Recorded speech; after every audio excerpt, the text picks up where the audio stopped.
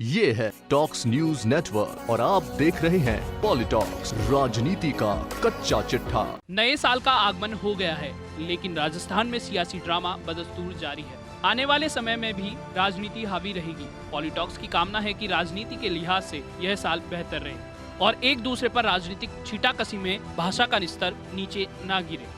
वहीं इस मौके पर बीते साल के सियासी किस्सों पर नजर न डाली जाए तो बेमानी होगा। साल 2019 में कुछ ऐसी सियासी घटनाओं ने जन्म लिया तो प्रदेश ही नहीं बल्कि देश की राजनीति के नक्शे पर भी छाई रही। आम चुनाव, उपचुनाव और आरसीए विवाद कुछ ऐसे ही राजनीतिक किस्से रहे जिनकी गूंज लंबे समय तक दिल्ली में गूंजती रही। इन मुद्दों पर सत्ताधारी और विपक्ष दोनों कई बार आमने सामने हुए। फ्लैशबैक 2019 में आइए जानते हैं राजस्थान के कुछ ऐसे ही टॉप 5 किस्सों के बारे में। पहला, आम चुनाव में कांग्रेस की करारी हार तो गजेंद्र सिंह का गहलोत पर करारा वार। प्रदेश में गहलोत सरकार बनने के 5 महीने के बाद ही आम चुनाव आ गया। प्रदेश में कांग्रेस सरकार बनने के बाद कांग्रेस निश्चिंत थी कि आधी से ज्यादा सीटें पार्टी के खाते में आसानी से चली जाएंगी। बहती गंगा में हाथ धोने के इरादे से सीएम अशोक गहलोत ने आलाकमान से सिफारिश कर अपने पुत्र वैभव गहलोत को अपने गृह क्षेत्र जोधपुर सीट से चुनावी जंग में उतार दिया। साथ ही मंत्रियों की पूरी फौज प्रचार के लिए खड़ी कर दी। लेकिन गजेंद्र सिंह शेखावत ने वैभव को चौंकाने वाली पटकनी दी। एक भी ऐसा बूथ नहीं रहा जहां पर वैभव ने बढ़त हासिल की हो। यहां तक कि मुख्यमंत्री पुत्र होने के बावजूद खुद के मोहल्ले के बूथ से भी वैभव बढ़त नहीं बना पाए। वहीं जब परिणाम आए तो कांग्रेस सरकार को जैसे लकवा मार गया हो। प्रदेश में कांग्रेस की सरकार होने के बावजूद 25 की 25 सीटें एक बार फिर बीजेपी के पास चली गई। हालांकि नागौर सीट पर आरएलपी के हनुमान बेनीवाल जीत कर आए, लेकिन आम चुनाव में उन्होंने बीजेपी से गठबंधन कर लिया था। दूसरा, अलवर रेप केस को कांग्रेस ने छुपाया तो बीजेपी ने जमकर भुनाया। आम चुनाव के बीच में अलवर गैंग रेप मामले ने प्रदेश ही नहीं बल्कि देश की राजनीति को हिलाकर रख दिया। थानागाजी क्षेत्र में कुछ लोगों ने एक युवती से दुष्कर्म कर उसके वीडियो को वायरल करने की घटना ने प्रदेश को झकझोर कर रख दिया और निर्भया हादसे की यादों को ताजा कर दिया। चुनाव के चलते सरकार ने इस मामले को सामने नहीं आने दिया, लेकिन बीजेपी के राज्यसभा सांसद डॉक्टर किरोड़ी लाल मीणा ने इस मामले को पुरजोर से हवा दी और मामले को राजनीतिक रंग देने में कोई कसर नहीं छोड़ी। राजस्थान विधानसभा में उपनेता प्रतिपक्ष राजेंद्र राठौड़ और आरएलपी चीफ हनुमान बेनीवाल ने भी इसमें मीणा का साथ दिया। हजारों लोग सड़कों पर आ गए और पीड़िता को न्याय दिलाने की मांग करने लगे। विपक्ष ने सत्ताधारी पक्ष को जमकर घेरा। बढ़ते विरोध के बाद सरकार ने पीड़िता का हाल जाना और अपराधियों को पकड़ने के आदेश दिए और दोषियों की गिरफ्तारी हुई। मामले की गंभीरता का अंदाजा इसी से लगाया जा सकता है कि तत्कालीन कांग्रेस अध्यक्ष राहुल गांधी खुद भी पीड़िता के हालचाल जानने अलवर पहुँचे। तीसरा, आरसीए विवाद में 2 दिग्गज हुए आमने सामने, जूनियर गहलोत के सिर सजा ताज। प्रदेश की राजनीति में आंतरिक कलह तब सामने आ गई जब आरसीए के अध्यक्ष पद का चुनाव हुआ। सीपी जोशी के कहने पर मुख्यमंत्री अशोक गहलोत अपने पुत्र वैभव गहलोत को आरसीए अध्यक्ष बनाना चाहते थे। वहीं नोखा से पूर्व विधायक और दिग्गज कांग्रेसी नेता ने भी अपनी दावेदारी जताई।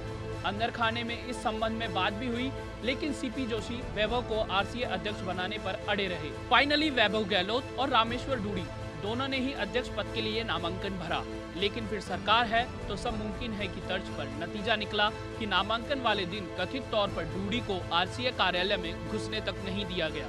इस घटना को और अधिक सियासी रंग देने के लिए आरएलपी चीफ हनुमान बेनीवाल ने अपने जाट भाई डूडी का समर्थन करते हुए भारी संख्या में कार्यकर्ताओं की भीड़ एसएमएस स्टेडियम के बाहर भेज दी। हालांकि नागौर जिला क्रिकेट संघ के बर्खास्त होने के चलते डूडी और उनके गुट के अन्य लोगों का नामांकन रद्द कर दिया गया। नाराजगी के चलते डूडी ने पार्टी के कार्यक्रमों में भाग लेना बंद कर दिया था।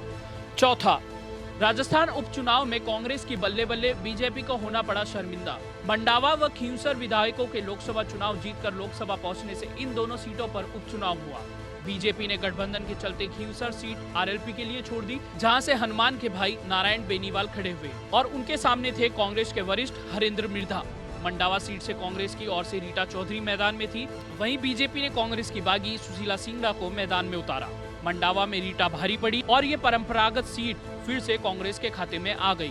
वहीं जैसा कि उम्मीद थी, भीतरघात के चलते नारायण बेनीवाल बमुश्किल ये सीट बचा पाए। यहाँ बीजेपी के हाथ पूरी तरह से खाली रहे। यही वजह रही कि निकाय चुनाव और अब पंचायती राज चुनाव में बीजेपी और आरएलपी गठबंधन अब तक साथ नहीं हो पाया है। पांचवा, हाइब्रिड फॉर्मूले पर सत्ता और संगठन के बीच की खींचतान खुलकर आई सामने, आलाकमान ने दी पायलट को तवज्जो। राजस्थान में निकाय प्रमुखों के चुनाव में गहलोत सरकार द्वारा पार्षद बने बिना निकाय अध्यक्ष का चुनाव लड़ने के लिए बनाए गए हाइब्रिड फॉर्मूले पर सत्ता और संगठन के बीच की खींचतान खुलकर सामने आई। इस फॉर्मूले का सचिन पायलट ने जबरदस्त विरोध करते हुए इसे लोकतंत्र के लिए गलत बताया और स्पष्ट कहा कि इससे बैकडोर एंट्री को बढ़ावा मिलेगा। यह निर्णय व्यावहारिक नहीं है। जो व्यक्ति पार्षद का चुनाव नहीं जीत पा रहा हो उसको हम चेयरमैन या मेयर का चुनाव लड़ने दे, यह सही नहीं है। कांग्रेस हमेशा लोकतंत्र को मजबूत करने की बात करती आई है, लेकिन मुझे नहीं लगता कि इस निर्णय से लोकतंत्र को मजबूती मिलेगी। इसलिए यह जो निर्णय लिया गया है, मैं इससे सहमत नहीं हूँ। पायलट के साथ मंत्री प्रताप सिंह खाचरियावास व खाद्य व आपूर्ति मंत्री रमेश मीणा सहित कई विधायक इस मुद्दे पर अपनी ही सरकार का खुले तौर पर विरोध करते दिखे। वहीं इस हाइब्रिड फॉर्मूले की घोषणा के बाद विपक्ष में बैठी भाजपा को भी बैठे बिठाए सरकार को घेरने का एक और मौका मिल गया। बीजेपी इस फॉर्मूले के साथ साथ पार्टी में पड़ी फूट को मुद्दा बनाने में जुट गई। ऐसे में यह मामला दिल्ली कांग्रेस के आला कमान तक पहुंचा। ऐसे में आला कमान के निर्देश पर सचिन पायलट की बात को तवज्जो देते हुए निकाय प्रमुखों के चुनाव में पार्षद नहीं होने की शर्त को हटाए जाने पर सहमति बनी। छठा, निकाय चुनाव के प्रथम चरण में कांग्रेस को मिली जबरदस्त सफलता। वहीं जयपुर, कोटा और जोधपुर में 2-2 निगम। प्रदेश में पहले चरण का निकाय चुनाव नवंबर में संपन्न हुआ। उपचुनाव के बाद हुए इस चुनाव में भी भाजपा को मुंह की खानी पड़ी।